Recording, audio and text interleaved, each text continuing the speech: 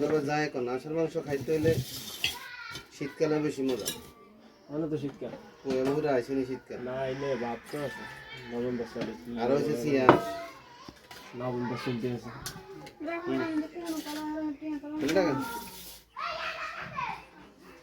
ইনি আমার বড় ভাই আমার পাশে প্রবাস থেকে এসেছেন।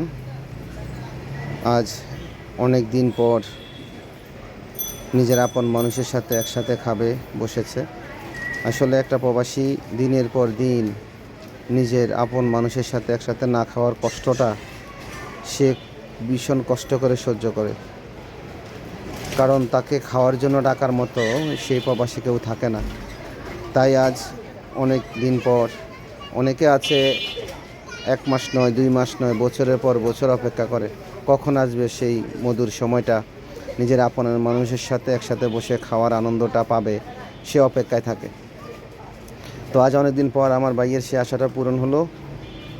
একসাথে বসে হাঁসের মাংস দিয়ে খাবো, আল্লাহ যদি কিসমতে রাখে।